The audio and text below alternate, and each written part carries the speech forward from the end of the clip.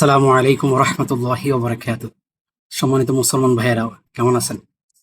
আহ, এখন এখন কিন্তু ভোর 5টা বাজে। আহ, ভাত রান্না করেছি, বাসমতি। তারপরে গরুর মাংস প্রায় 1200 গ্রামের মতো অলরেডি পাক হয়ে গেছে, আর 10-15 মিনিট পরে নামিয়ে ফেলবো ভিডিওটা শেষ করে। কিন্তু আজকে আপনাদেরকে এমন একটা গানের অনুবাদ করে শোনাবো, যেখানে আপনি বুঝতে পারবেন যে ওই আমলে 1995 সালের দিকে এই গানটি লিখেছেন মাইকেল জ্যাকসন।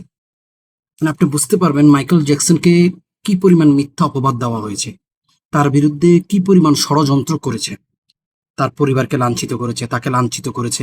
এই গানের অর্থ থেকে আপনি বুঝতে পারবেন সে কত কষ্টে ছিল, কত দুঃখে ছিল, কত যন্ত্রণায় ছিল, তাকে কত কি পরিমাণ মেন্টালি টর্চার করা হয়েছে। আপনি এটা কল্পনা করতে পারবেন না।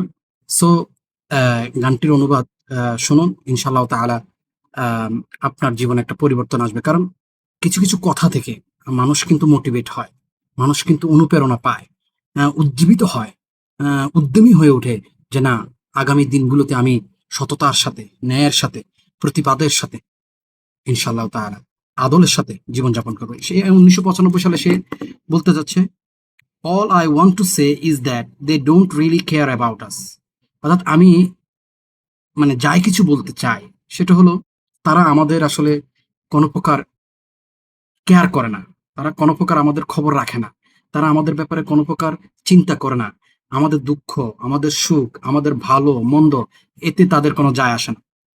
তারপরে ডোন্ট ওয়ারি হোয়াট পিপল সে, মানে চিন্তিত হইও না তারা কি বলে। অর্থাৎ পিপল বলতে ওই সো কল্ড তথাকথিত রাজনীতিবিদরা, তথাকথিত অর্থনীতিবিদরা, তথাকথিত সুশীল সমাজরা, তথাকথিত ধর্মীয় নেতারা। উই নো দ্য ট্রুথ, আমরা জানি সত্য, কারণ আমি তো জানি আমার সাথে কি হয়েছে, আমি তো জানি না।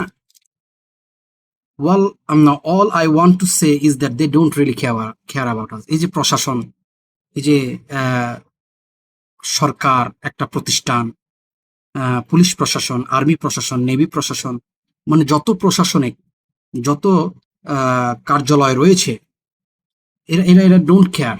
এরা এরা আমাদের কোনো প্রকারেই তোয়াক্কা করে না। এনাফ ইজ এনাফ, যথেষ্ট হয়েছে অফ দিস গার্বেজ, এই নোংরামির, এই আবর্জনার। আমরা এর প্রতিবাদ গড়েই তুলব। All I want to say is that they don't really care about us. তারা আমাদের তোয়াক্কা করে না, আমাদেরকে পাত্তা দেয় না।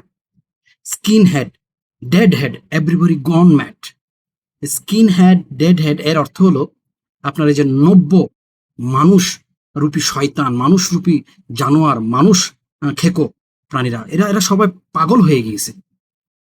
উপর লেভেলের লোকদেরকে কথা বলতে, মানে তারা চিন্তাই করতে পারে না সঠিকভাবে। সিচুয়েশন অ্যাগ্রাভেশন, এভরিবডি অ্যালিগেশন, মানে পরিস্থিতি এত বিগড়ে গেছে, সবাই খালি মানে অভিযোগ আর অভিযোগ করে। In the sweet on the news everybody dog food. এই যে স্যুট পরা লোকগুলো দেখেন না, টিভি চ্যানেলে বসে বসে মানে জ্ঞান দেয়, এটা নিয়ে তর্ক করে, ওটা নিয়ে তর্ক করে। তারা আমাদেরকে মানে কুকুরও মনে করে না, কুকুরের খাদ্য মনে করে না। কুকুরের খাদ্যেরও তো একটা দাম রয়েছে, কিন্তু সেটাও তারা আমাদেরকে মনে করে না। Bang bang, shock that, everybody is gone man. অর্থাৎ এখানে পুলিশি নির্যাতনের কথা বলা হচ্ছে। মানে পুলিশ কি পরিমাণ খারাপ হতে পারে, মাইকেল জ্যাকসন এখানে বলছে যে শর্ট দিয়ে মাইরা ফেলা হইতো, শর্ট দিয়া। পাগল হয়ে গেছে শালার ভাই, শালার ভাই। অর্থাৎ everybody gone mad. All I wanna say is that they don't really care about us. তারা আমাদের তোয়াক্কা করে না, এটাই আমি বলতে চাচ্ছি। All I wanna say is that they don't really care about us. তারা আমাদের তোয়াক্কা করে না। বিট মি, আমাকে মারতে পারো, হেট মি, আমাকে মারো, you can never break me, কিন্তু আমাকে ভাঙতে পারবে না, আমি প্রতিবাদ করব। উইল মি, তুমি ইচ্ছা করো, থ্রিল মি, আমাকে আন্দোলিত করো, you can never kill me, আমাকে তুমি কখনো হত্যা করতে পারবে না। কারণ আমার মতাদর্শ আমাকে মেরে ফেলবে, ঠিক আছে, কিন্তু আমার মতাদর্শকে হত্যা করতে পারবে না। জুমি, তুমি আমাকে ইহুদি ট্যাগ দাও, সুমি, তুমি আমাকে মামলা করো, এভরিবডি ডু মি, তোমরা সবাই করো, but I don't care, I will protest until death. Kick me, লাথি মারো আমাকে, কাইক মি, গালিগালাজ করো আমাকে, don't you black or white me, কিন্তু আমাকে তুমি কালো আর সাদার মধ্যে ভাগাভাগি করবা না। All I wanna say is that they don't really care about us. তারা সত্যিকার অর্থেই আমাদের কোনো তোয়াক্কা করে না। Tell me what has become of my love, আমাকে বলো আমার জীবনটা কি হয়েছে। আই হ্যাভ এ ওয়াইফ, আমার স্ত্রী আছে। 2 চিলড্রেন হু লাভ মি, দুটো ছেলে মেয়ে আছে যারা আমাকে ভালোবাসে। I am a victim of police brutality, পুলিশের নির্যাতনের শিকার আমি, ভুক্তভোগী। Now I am tired of being the victim of hate, কিন্তু আমি এখন ক্লান্ত হয়ে গেছি ঘৃণার ভুক্তভোগী। You raping me of my pride, তুমি আমার যে গর্ব রয়েছে, যে তুমি আমার যে মর্যাদা রয়েছে সেটাকে তুমি ধর্ষণ করছো। For gods sec I look to heaven two fulfil it's প্রফেসি set me free, আমি তো আকাশের দিকে তাকিয়ে আছি কবে আমাদের মুক্তি হবে। এটা ওই ইন্ডিপেন্ডেন্স ডে এর কথা বলা হচ্ছে। Skin head, dead head, everybody গন ম্যাড, এই নব্য মানুষরূপী খেকো, মানুষ খেকো, তারা পাগল হয়ে গেছে। ট্রেপিডেশন, স্পেকুলেশন, এভরিবডি এলিগেশন, সন্ত্রাস, সন্ত্রাসী, আচমকা, সবাই এখন অভিযোগ করতেছে। In the sweet, on the news, everybody dog food. যারা তথাকথিত সাংবাদিক রয়েছে বা পডকাস্টে বসে বসে বক্তব্য দেয়, নীতি কথা বলে, তারা মূলত আমাদেরকে কুকুরের খাদ্য মনে করেন। ব্ল্যাক ম্যান, ব্ল্যাকমেইল, কালো মানুষ, আবার এটাকে ব্ল্যাকমেলও করো। ব্ল্যাকমেল বলতে অর্থাৎ হয়রানি করা। Throw the brother in the jail, অন্যায়ভাবে জেলে ঢুকানো হতো।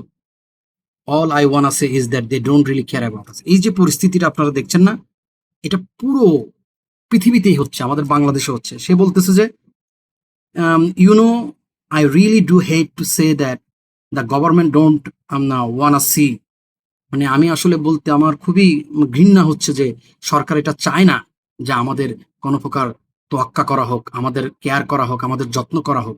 But it Roosevelt was living, যদি প্রধানমন্ত্রী রুজবেল্ট বেঁচে থাকতো, হি উডন্ট লেট দিস বি, সে এগুলো হতে দিত না।